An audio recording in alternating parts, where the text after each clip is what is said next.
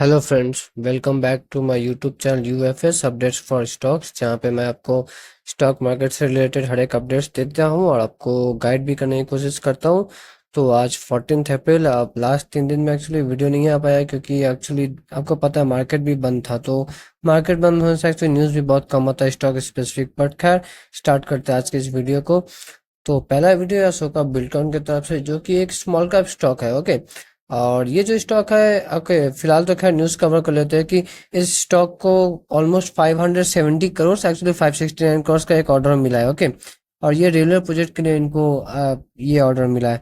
और ये actually construction engineering company है। ओके, और ये एक स्मॉल कैप कंपनी है। ओके, ये देख सकते हैं आप, ऑर्डर का 569 करोड़, और ये सेंट्रल रेलवे की तरफ से मिला है। ओके, इन्हें ऑर्डर कहाँ से मिला? सेंट्रल रेलवे की तरफ से।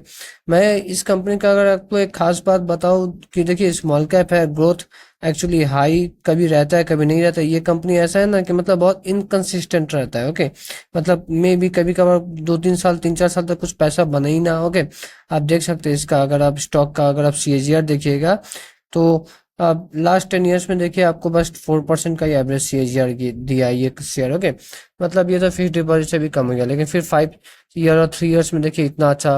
ओके, मतलब ये बहुत इनकंसिस्टेंट स्टॉक है। तो आपको अगर ऐसे स्टॉक्स में जाना है तो एक बार अच्छा सा रिसर्च कर लीजिएगा, फिर आप पोजीशन बनाइएगा। लेकिन हाँ, एक और अच्छा चीज़ ये है कि ये स्टॉक का, अभी मैं एक्चुअली पी रेशियो में देखा, ये स्टॉक का पी रेशियो सिर्फ 3-4 के आसपास में है। तो मतलब उस हिसाब से बहुत अंडर वैल्यूड भी लगता है।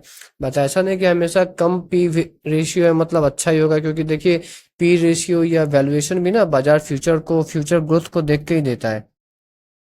आते हैं नेक्स्ट न्यूज़ पे। तो ये है आपका आधार हाउसिंग फाइनेंस रिलेटेड, जो कि एक अफोर्डेबल सेक्टर का हाउसिंग फाइनेंस कंपनी है। तो इन्हें आईसीआईसीआई डायरेक्ट की तरफ से 550 रुपीज़ का टारगेट मिला है। ओके, इससे पहले भी एक्चुअली कई सारे ब्रोकरेज ने इसे 550-560 का टारगेट दे के रखा है। ओके, ये कंपनी से रिलेटेड कुछ और डिटेल्स जानते हैं। तो ये देखिए, ये जो है ये एयूएम के हिसाब से मतलब largest affordable housing finance company है। और ये कंपनी का एक अच्छा चीज़ ये है कि ये काफ़ी डाइवर्सिफाई अपना बिजनेस को काफ़ी अच्छा तरीका से करता है। जो भी कंपनी अपने डाइवर्सिफाई को in on a geographical basis, अगर मैं बोलूँ। ओके, जोग्राफिकल बेसिस मतलब आप देखिए, एक एक स्टेट में ऐसा नहीं कि बहुत ज़्यादा ये लोग लोन बांटते हैं और दूसरे में नहीं बांटते, ऐसा नहीं, बहुत अच्छा से डाइवर्सिफाई करके ये चलते हैं अपना बिजनेस। ओके, और इनका आरओए अगर आप बोले, रिटर्न ऑन एसेट्स, तो ये भी काफ़ी अच्छा है, 4% के करीब। इनका जो कंपटीटर है एक आभास फाइनेंशियल है, उसका इससे कमी है एक्चुअली। ओके, तो आईसीआईसीआई डायरेक्ट का ये मानना है कि फाइनेंशियल ईयर 27 का जो अर्निंग्स है उससे 2.7x ज़्यादा बुक वैल्यू पे, मतलब वो वैल्यू करते हैं इस शेयर को। और प्राइस, और उसी के हिसाब से ये टारगेट 550 रुपीज़ का ये देते हैं। ओके, आते हैं नेक्स्ट न्यूज़ पे। तो ये है एप्पल का एक वेंडर है। ओके, मतलब एप्पल, देखिए, एप्पल आईफोन में इनोवेशन करता है। ओके, एप्पल नए नए टेक्नोलॉजीज लाता है। ओके, ऐसा नहीं कि एप्पल भर भर के आईफोन मैन्युफैक्चर करता है। वो मैन्युफैक्चर नहीं करता, वो अपने वेंडर्स के द्वारा मैन्युफैक्चर करवाता है। तो वो वेंडर्स का एक नाम है फॉक्सकॉन। ओके, तो ये एक्चुअली आईफोन का लार्जेस्ट मतलब वेंडर्स है। तो ये एक्चुअली अब नॉर्थ इंडिया में भी, नोएडा, ग्रेटर नोएडा में एक प्लांट, मतलब एक मैन्युफैक्चरिंग फैसिलिटी ये बनाना चाहते हैं आईफोन से रिलेटेड। तो ये सब मतलब इसी ये सब एक्चुअली यही चीज का, इसका रीजन मतलब यही है कि देखिए, अब आपको पता है कि ट्रम्प साहब का मतलब चाइना से बनता नहीं।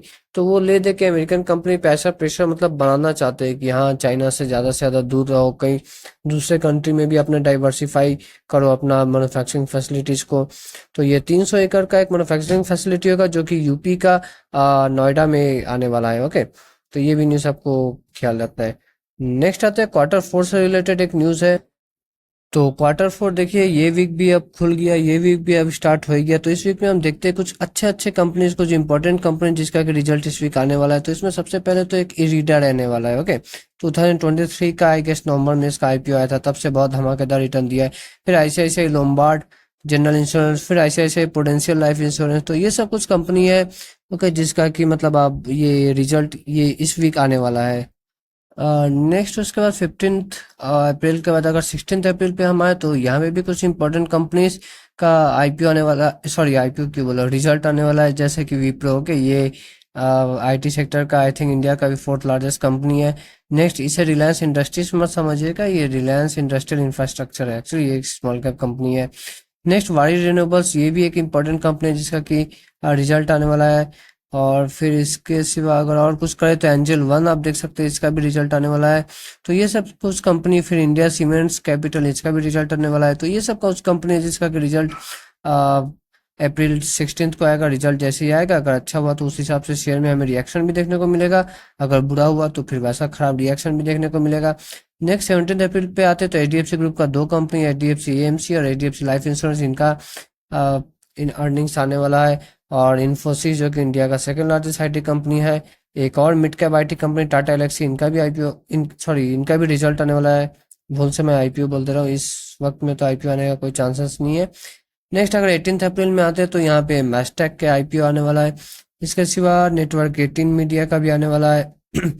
और तो कोई यहाँ पे नहीं है 18 अप्रैल को। और 19 अप्रैल को देखते हैं, ये होगा मेन गेम। लेकिन मेन बात क्या है पता है, 19 अप्रैल को एक्चुअली मार्केट ही बंद है, वो सैटरडे है। ओके, वैसे फ्राइडे भी मार्केट बंद है, बट खैर 19 अप्रैल को HDFC bank, ICICI bank, India के दो लार्जेस्ट प्राइवेट सेक्टर का बैंक, इनका भी रिजल्ट आने वाला है। तो ये भी काफ़ी इंपॉर्टेंट रहेगा देखने। इनका रिजल्ट अगर पॉजिटिव आया, काफ़ी अच्छा आया, अब एस्टिमेट आया, तो मार्केट में मंडे को आपको अच्छा तेजी देखने को मिल सकता है। और अगर रिजल्ट में कुछ मतलब फीका सा लगा, अगर एस्टिमेट को अगर बीट नहीं कर पाया, तो फिर वही मार्केट में मे बी थोड़ा प्रॉफिट बुकिंग भी देखने को मिल सकता है। नेक्स्ट दोस्तों बात करते हैं वीआईपी क्लोथिंग का, जो कि फ्राइडे को आई गेस 10 या 12% प्लस होके ही बंद हुआ था, क्योंकि इनका एक्चुअली यह पार्टनरशिप जेप्टो के साथ हो गया। ओके, ये भी क्विक कॉमर्स के जरिए अपने बिजनेस को और फैलाना चाहते हैं, अपने जो इनका जो प्रोडक्ट्स है उन्हें ज़्यादा से ज़्यादा इंसान तक आराम से पहुंचाना चाहते हैं। आप देख सकते हैं ये अपने premier inner wears like Frenchie feelings VIP, ये सब को जो है जेप्टो के जरिए मतलब क्विक कॉमर्स के जरिए ज़्यादा से ज़्यादा कस्टमर तक पहुंचाना चाहते हैं। तो इसी वजह से जो है ये शेयर्स में काफ़ी अच्छा तेज़ी हमें देखने को मिला था पिछले दिन। आई थिंक मैं फ्राइडे का बात कर रहा हूँ, एक्चुअली 1% का तेज़ी देखने को मिला था। और उसके बाद इन्होंने एक्चुअली इसी मंथ में, एक्चुअली इस मंथ नहीं, आई थिंक कुछ दिन पहले एक्चुअली इन्होंने स्विगी इंस्टामार्ट से भी इन्होंने डील किया था, मतलब वैसा ही क्विक कॉमर्स में अपने प्रोडक्ट्स को आप ज़्यादा से ज़्यादा कस्टमर तक पहुँचाने के लिए स्विगी इंस्टामार्ट से भी इनका मतलब टाई अप हुआ था। नेक्स्ट आते हैं इन्फोएज या नौकरी.com भी जिसे हम कहते हैं। तो ये कंपनी पहली बार एक्चुअली सिंस लिस्टिंग के बाद पहली बार 1:5 का स्टॉक स्प्लिट दे रही है। 1:5 का स्टॉक स्प्लिट मतलब आपके पास अगर एक शेयर है तो आपको 5 शेयर उसके बदले में मिलेंगे, और लेकिन शेयर के दाम भी 5 गुना कम हो जाएगा। ओके, ये होता है इसका मतलब। आ, एक बार देख लेते हैं थोड़ा और डिटेल्स में। तो हाँ, नवंबर 2006 में कंपनी का लिस्टिंग हुआ था, उसके बाद से ये फर्स्ट टाइम है कि कंपनी स्टॉक स्प्लिट देगी। ओके, 1:5 का मैंने आपको बता ही दिया स्टॉक स्प्लिट मिलने वाला है। उसके बाद और जब स्टॉक स्प्लिट मिलता है तो फेस वैल्यू भी कम होता है। अभी जो फेस वैल्यू ₹10 का है, वो फेस वैल्यू ₹2 का हो जाएगा। और अगर आप पूछेंगे कि अगर नंबर ऑफ शेयर 5 गुना हो गए और शेयर का प्राइस भी 5 गुना कम हो गया तो फायदा क्या होगा, देखिए इससे प्रैक्टिकली आपको कुछ फायदा नहीं मिलेगा। ओके, इससे बस होता बस ये है कि अब मार्केट में नंबर ऑफ शेयर बढ़ जाते हैं, और हर एक शेयर का जब दाम कम हो जाता है तो क्या होता है कि शेयर अफोर्डेबल भी हो जाते हैं। तो इससे थोड़ा रिटेल इन्वेस्टर्स का ज़्यादा मतलब खरीदने में ज़्यादा वो दिलचस्पी दिखा सकते हैं। तो मे भी इससे शॉर्ट टर्म में एक मतलब छोटा सा रैली कभी कभार आ जाता है, बट इससे कंपनी का फंडामेंटल्स से कुछ लेना देना नहीं है। नेक्स्ट आते हैं डॉक्टर रेड्डी से रिलेटेड। तो ये जो है अपने कंपनी में जॉब्स कट करने वाले हैं। ओके, और ये जॉब्स कट क्यों करने वाले हैं आपको सिंपल पता होगा। कंपनी जॉब्स कट तभी करते हैं जबकि उन्हें अपना प्रॉफिट बूस्ट करना होता है। और ऐसा भी ये जॉब कट करेंगे जहाँ पे कि सैलरी 1 करोड़ से भी ज़्यादा है। तो मतलब एकदम हायर लेवल सीनियर लेवल पे जो होता है ना एम्प्लॉयज, उनका भी मतलब यहाँ पे अभी जॉब जाने का मतलब कंडीशन है। तो ये जो जॉब कट होगा, इनसे इन्होंने बताया कि इनका 25% तक मतलब मैन पावर जो एक्सपेंस है उस पर सेविंग्स होगा। ओके, R&D जो रिसर्च एंड डेवलपमेंट, ये सब जो कंपनी का सेक्शन है, यहाँ पे भी जॉब कट देखने को मिलेंगे। ये तो मैंने आपको बता दिया कि 25% तक जो है इनका मैन पावर का जो खर्चा होगा वो बचेगा। नेक्स्ट आते हैं डीएलएफ से रिलेटेड। तो डीएलएफ आपको पता है एक रियल एस्टेट की कंपनी है। ओके, प्रॉपर्टीज बनाओ बेचो भाड़ा दो, यही इनका बिजनेस है। तो ये जो है ये अभी टारगेट करे कि फाइनेंशियल ईयर 30 तक, ओके, इनका जो रेंटल रेवेन्यू है वहाँ से वो 10,000 करोड़ तक का ये टारगेट कर रहे हैं। ओके, अभी एक्चुअली मैं इनका बात करूँ इनके बारे में, एक मिनट। ओके, तो ये जो 10,000 का जो ईयरली रेवेन्यू जो टारगेट करा, उसके लिए इनको इन्वेस्टमेंट भी करना पड़ेगा, जो कि 20,000 करोड़ का ये एक्सपेंशन करने वाले हैं। ओके, ये इनका टारगेट है। अभी फिलहाल मैं बात करूँ तो देखिए फाइनेंशियल ईयर 24 में ना इनका रेंटल रेवेन्यू प्लस सर्विस से कुछ जो रेवेन्यू आता है, प्लस हॉस्पिटैलिटी से जो कुछ रेवेन्यू आता है, वो सब मिला के इनका 7,000 करोड़ का रेवेन्यू था, और 2030 तक सिर्फ ये रेंटल जो रेवेन्यू है ना, सिर्फ 2030 तक सिर्फ ये रेंटल रेवेन्यू, इसी से जो है ये टारगेट करा है कि 10,000 करोड़ तक हम पहुंचेंगे। तो देखते हैं कंपनी कैसा परफॉर्म करती है in the long run. Next एमटार टेक एक और स्मॉल कैप कंपनी जो कि काफ़ी फ्यूचरिस्टिक बिजनेस में है। इनका न्यूक्लियर एनर्जी से रिलेटेड बिजनेस है। ओके, और भी डिफेंस में भी, इस सेक्टर में भी है। तो फिलिप कैपिटल का मानना है कि ये शेयर में 70% अपसाइड पोटेंशियल है। ओके, कितना? 70% अपसाइड पोटेंशियल है, ऐसा लगता है। और ऐसा क्यों लगता है? क्योंकि फाइनेंशियल ईयर 25 to 27 में जो है इनका बिजनेस का जो ग्रोथ है वो 30% CAGR रह सकता है। और साथ में इनका जो मार्जिन एक्सपेंशन है वो 500 बेसिस पॉइंट, 500 बेसिस पॉइंट मतलब कितना? मतलब बेसिकली जो मार्जिन है ना इनका, वो 5% बढ़ जाएगा। 5% को ही हम 500 बेसिस पॉइंट कहते हैं। ओके, अगर आप समझ लीजिए पहले इनका प्रॉफिट मार्जिन, जस्ट मैं मान लेता हूँ, पहले 20% था, तो अब वो 5% से बढ़ के वो कितना? 25% हो जाएगा। ये बेसिकली 500 बेसिस पॉइंट का मतलब होता है। ओके, तो देखते हैं थोड़ा और रीज़न कि इनको क्यों लगता है क्या है कि मतलब ये क्यों इतना ऑप्टिमिस्टिक है। तो देखिए, आपको पता है कि जब से मतलब अमेरिका, जब से ट्रम्प आया, तो अमेरिका यूरोप में मतलब उतना अच्छा बन नहीं रहा है। तो उससे यूरोपियन कंट्रीज अपना डिफेंस को ना आप ज़्यादा मतलब आप स्पेंड करिए। तो ये एमटार टेक जो है, इनका मतलब यूरोप में कुछ बिजनेस है डिफेंस से रिलेटेड, तो वो बिजनेस मतलब बढ़ने के चांसेस है। फिर से डेटा सेंटर से भी रिलेटेड इनका बिजनेस है, तो वो भी बढ़ने के चांसेस है।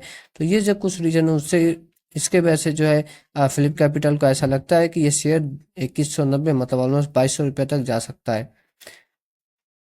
नेक्स्ट एक बार यूएस मार्केट को देख लेते जाते जाते। तो ये एक्चुअली थोड़ा देर पहले का है, जस्ट ये अभी तो 9:30 बजे, मैंने 9:10 या 9:12 में देखा था। यूएस मार्केट एक्चुअली खुला था तेजी, बट हाँ उसके बाद फिर फ्लैट ओपनिंग, ऑलमोस्ट फ्लैट ही अभी है जब मैं लास्ट देखा था। तो इस वीडियो में दोस्तों इतना ही। अगर आपको अच्छा लगा होगा तो make sure you like and subscribe my YouTube channel. मिलते हैं तब तक के लिए नेक्स्ट वीडियो में। Tata, bye bye.